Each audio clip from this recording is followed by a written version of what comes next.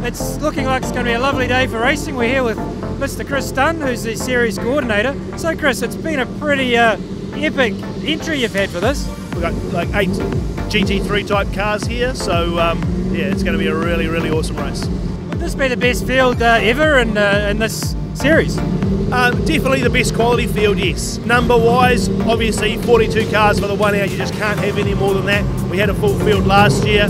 33 for the 3 hour is really good. I think we've had a maximum of 35 before, so close, but yeah, not quite. So as you can probably hear, everybody's warming up their cars, ready to go out for qualifying. So let's go check out what's happening.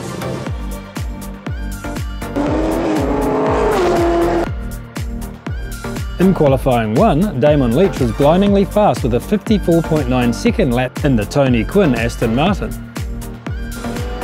Then in qualifying 2, Johnny Reid stormed to an even faster 54.5 second lap to get pole in the new International Motorsport Run Audi R8 GT3 of Neil Foster. Third was Jackson Evans in the older spec Audi R8 GT3, now owned by Ben Byers and run by Marshall Motorsport.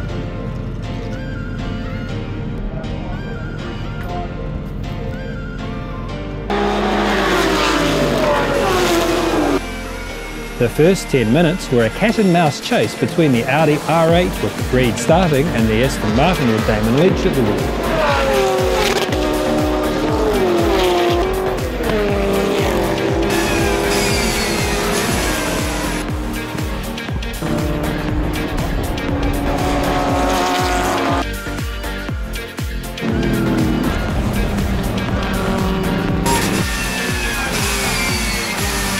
The Audi led until it pitted with the first safety car for a fuel and driver change.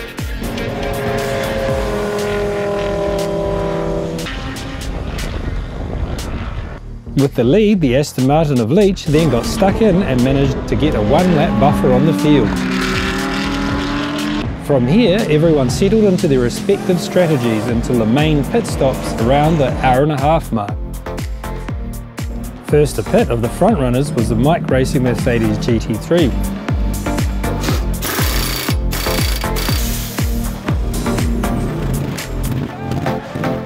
Brendan then chased down and took third place from the Carter's Mercedes GT3.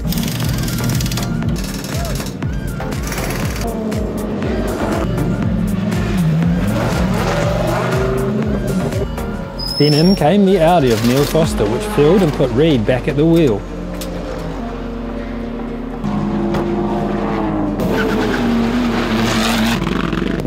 Last to pit was the Aston Martin of Damon Leach, and as luck had it, the safety car was called as they came into the lane.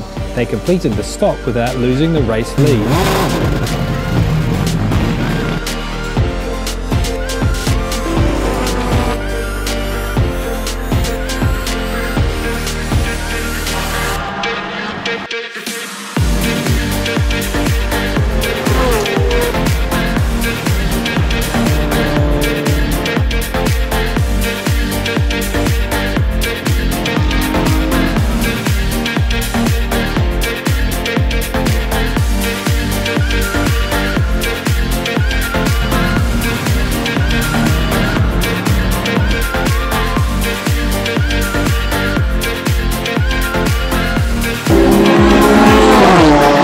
With Reid back at the wheel, he chased the leading Aston hard, clawing back seconds every lap.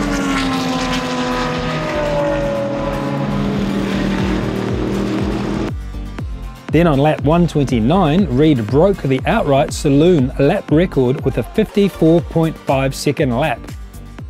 As the race drew to a close, he was able to narrow the gap, but was unable to catch the leading car, with the Aston crossing the line 5 seconds ahead of the Audi, both 2 laps clear of the rest of the field.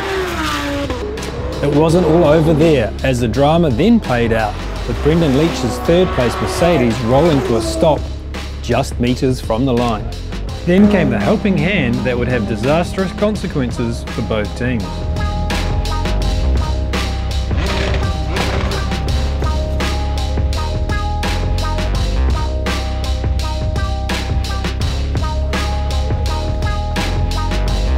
to be honest, a bit lost for words, but hopefully Tony won't tell me off for that one for maybe a little scratch in the front bumper. But I told you to do it, mate. You know, awesome to see those guys finish the race, and yeah, just can't thank Highlands and Hampton Downs, and especially Tony for giving me the first opportunity in probably a couple of years to do a proper race.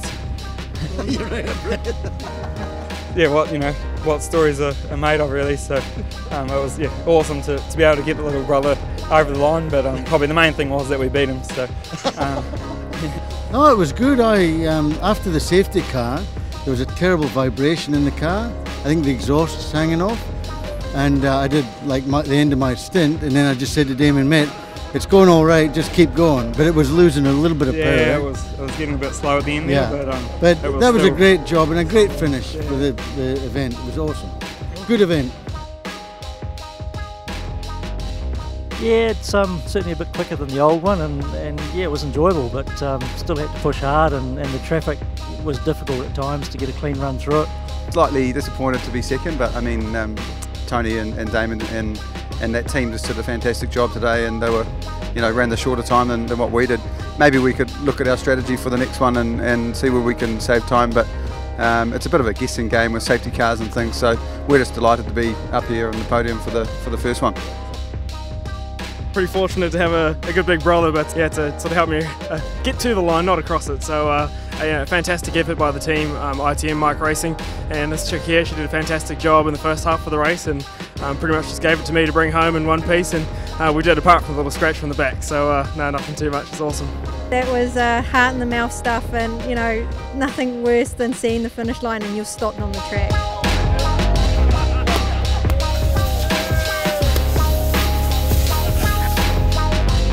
After the podium, both first and third were disqualified. Here are the amended finishing positions.